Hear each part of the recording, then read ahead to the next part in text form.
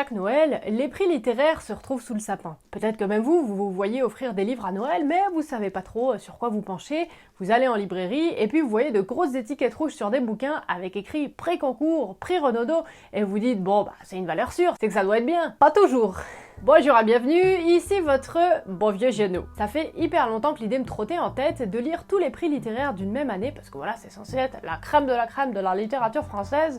Alors j'avais envie de tenter, voir si vraiment c'était des super bouquins, ou si vraiment j'aurais pu passer à côté et c'était pas bien grave. C'est plutôt la deuxième option, hein. En général, les prix littéraires, c'est pas un truc que je regarde trop, ça m'arrive de temps en temps, mais c'est vrai que ça renforce vachement cette idée d'une élite qui va nous dire quels livres sont les bons livres, et que c'est les livres qu'il faut avoir lus, sinon on est vraiment qu'un petit kiki, alors qu'en fait, vous vous en doutez, c'est assez loin de ce que je pense. Mais si le sujet vous intéresse, je vous invite très fortement à aller voir la vidéo de Qu'est-ce qu'on lit qui a fait une analyse très complète et très intéressante sur les prix littéraires, d'où est-ce que ça vient, etc. Et moi je vais plutôt vous parler des livres que j'ai lus, en commençant par le premier, qui est plutôt un livre assez pour adultes, hein, pour le dire franchement. Allez, on y va, on commence bien, puisqu'il s'agit du Grand Prix du roman de l'Académie française, décerné à Mon maître et mon vainqueur, de François-Henri Désérable. Ce livre, il va nous plonger au beau milieu d'une enquête, et notre narrateur, on sait pas trop grand chose exactement sur la situation, sauf qu'il y a eu un drame dans son entourage. On va assez rapidement découvrir l'histoire de Vasco et Tina, qui sont tombés amoureux grâce à un ami commun, notre fameux narrateur. S'ensuit alors une histoire passionnelle assez haute entre ces deux personnages,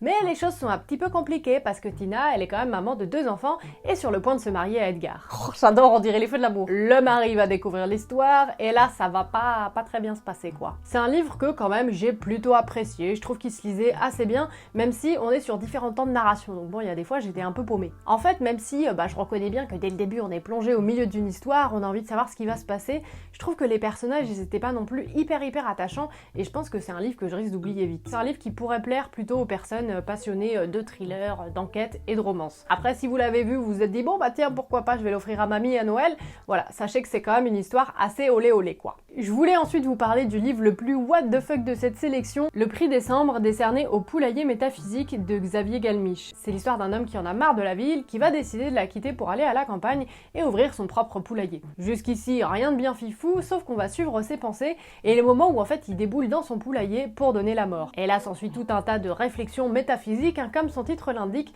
et en fait tous les éléments de la basse-cour vont être personnifiés. Donc par exemple à un moment il y a une poule qui va nous parler. C'est un livre qui est clairement fait pour être décalé, à certains moments j'ai trouvé que c'était assez drôle, mais en fait il se passe tellement de choses et on a tellement de points de vue différents, je trouve qu'à certains moments c'était un peu difficile de suivre. En tout cas moi j'étais pas hyper fan, je pense que c'est plutôt un livre pour les personnes intéressées par l'existentialisme ou voilà toutes ces réflexions un peu métaphysiques. Je vais ensuite vous parler du prix littéraire le plus famous et qui se vendra le plus, La plus secrète mémoire des hommes, de Mohamed Mbougarsar, puisqu'il s'agit du prix concours de cette année. Ici, on va suivre un auteur sénégalais à Paris en 2018 qui va partir à la recherche d'un livre publié en 1838 qui s'appelle Le labyrinthe de l'inhumain. Il va surtout partir à la recherche de son auteur, disparu juste après la publication de son livre qui a créé beaucoup de controverses. C'est un livre qui contient vraiment beaucoup de choses. À la fois, on a une enquête, on a une sorte de voyage avec un carnet de voyage un petit peu, on a aussi des questions d'identité. Ce sera difficile pour moi de vous résumer vraiment la complexité de cette œuvre. Parce que oui, complexe quand même. Il y a 1 ou 2 fois où je dois bien le dire, j'ai hésité à le mettre un peu en pause et je sais pas pourquoi, à chaque fois j'avais quand même vachement envie d'y retourner. Déjà parce que c'est un texte qui est hyper bien écrit, on a envie de prendre le temps de lire chaque phrase, d'en relire certaines, etc.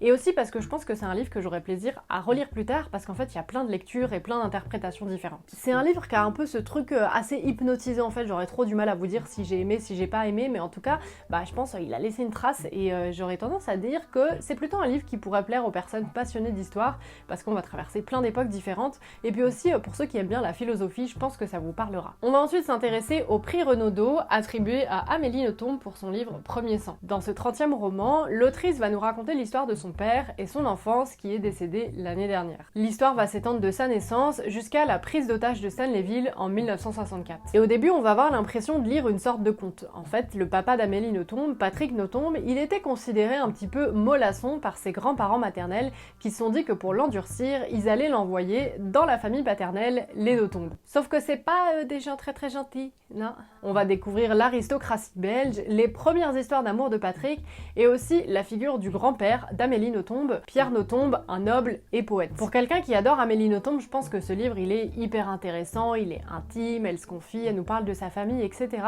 Mais moi c'était le tout premier, donc bon, je pense que j'étais pas forcément le public attendu. Pour le début, j'ai trouvé que c'était un livre très immersif, où il y avait presque le côté biographie qui disparaissait, parce qu'en fait, on a l'impression de lire un conte, donc c'était hyper agréable, mais après, dans la suite du livre, j'étais moins attachée. Je vais ensuite vous parler de S'adapter de Clara Dupont-Monode, doublement récompensé puisqu'il est à la fois prix Femina et prix concours des lycéens. Dans ce livre, on va être plongé au beau milieu d'une famille, au moment où un enfant en situation de handicap va naître. Pendant tout ce récit, on va nous décrire les relations familiales, comment chacun essaye de se construire, et comment chacun essaye également d'avoir une relation ou non avec cet enfant. On a par exemple l'aîné qui va vouloir le protéger, le prendre sous son aile, et puis à l'inverse, on va avoir la cadette qui va avoir tendance à le rejeter complètement et faire comme s'il n'existait pas. J'ai trouvé que c'était un livre hyper bien écrit avec plein de schémas différents où à la fois on humanise cet enfant et il fait bien partie de la famille, mais où on nous montre aussi qu'il est vachement rejeté. C'est ça qui rend la lecture, je trouve, assez difficile, c'est que l'enfant, on lui donne pas de nom. En fait, on rend l'histoire assez universelle. Et du coup, j'ai trouvé que le livre, il était hyper frontal, hyper violent en fait finalement dans sa manière de nous exposer cette situation,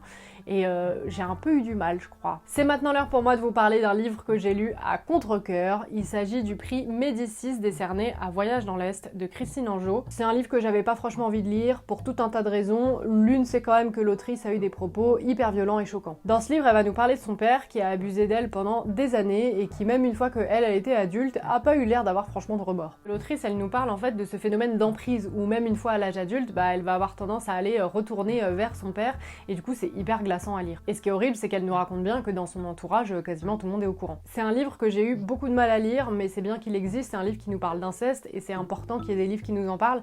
Après, tous les bouquins en général où il y a une histoire d'agression sexuelle ou de viol ou quoi que ce soit, j'avoue, moi ça a plus tendance à me crisper maintenant et me ramener à des moments pas très fun.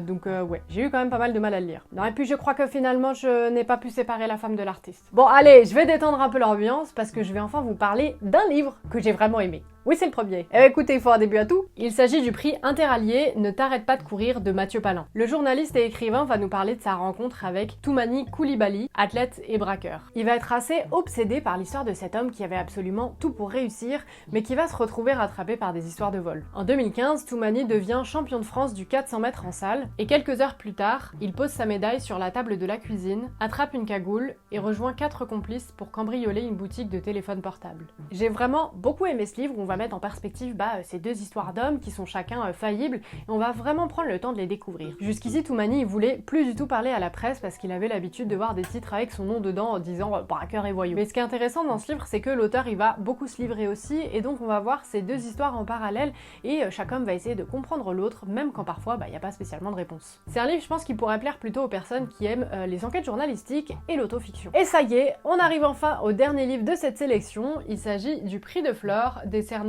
à Le Voyant des Tempes de Abdel Quentin. On va suivre Jean Roscoff, un universitaire alcoolique et retraité qui va se lancer dans l'écriture d'un livre, Le Voyant des Tempes. Il s'agit d'un poète américain assez méconnu qui s'est tué au volant de sa voiture dans l'Essonne dans les années 60. Pour vous la faire courte, la publication de ce livre va déchaîner la critique et l'auteur il va pas comprendre qu'on s'acharne sur lui, il va se retrouver au milieu d'un tribunal public alors qu'il est de gauche, et quand il était plus jeune, il était chez SOS Racisme. Alors déjà, c'est le deuxième livre de cette sélection où le personnage principal c'est un auteur, voilà, je trouve ça assez rigolo quand même, c'est assez égocentré, mais contrairement au premier, là le personnage il est pas du tout sympathique, non, j'ai du mal. Il est dépeint comme un anti-héros, et là, chapeau à l'auteur, celui qui a écrit le livre, pas celui qui a écrit un livre dans le livre. Ah ça m'a fait mal à la tête. Parce que le personnage, mais il est hyper énervant, en fait, il passe son temps à se plaindre, il se remet même pas spécialement en question plus de 2 secondes, alors que sur la woke culture, il y aurait plein de choses à dire, on pourrait même la critiquer, il y a vraiment beaucoup de choses à en dire, et en fait on reste vachement en surface et on rend juste le personnage complètement ridicule. C'est donc tous les livres dont j'avais envie de vous parler aujourd'hui. Franchement, c'est pas fameux, je vous avoue que quand j'ai terminé de lire tout ça pendant quelques jours,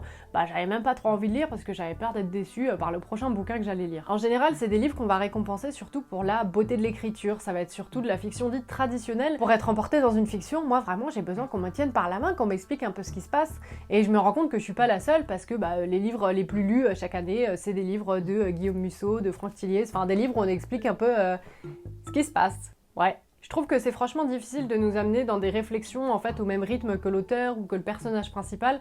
C'est beaucoup plus facile de se perdre. Du coup, mes goûts littéraires sont assez éloignés et moi je me reconnais pas du tout dans ces prix. En tout cas, c'est sûr, j'aime pas me forcer à lire, j'ai pas de rôle. Je vous recommande encore une fois très vivement la vidéo de Qu'est-ce qu'on lit, et puis si vous avez envie d'offrir un livre à Noël, bah franchement faites-vous confiance, essayez d'offrir un livre que vous avez aimé ou que quelqu'un que vous aimez bien a beaucoup aimé, ou si vous savez pas, bah pourquoi pas aller chez votre libraire qui vous conseillera peut-être une pépite qui est pas encore très connue. Peut-être que comme ça, le choix sera quand même un petit peu plus intime, que le bouquin aura plus de chances d'être lu plutôt que d'être utilisé pour caler une table. Dans les commentaires d'ailleurs, n'hésitez pas à nous dire, vous, c'est quoi vos derniers coups de cœur littéraires ou le dernier livre que vous avez offert à quelqu'un, peut-être que ça pourra nous donner des idées.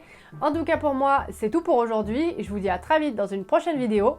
Allez, salut!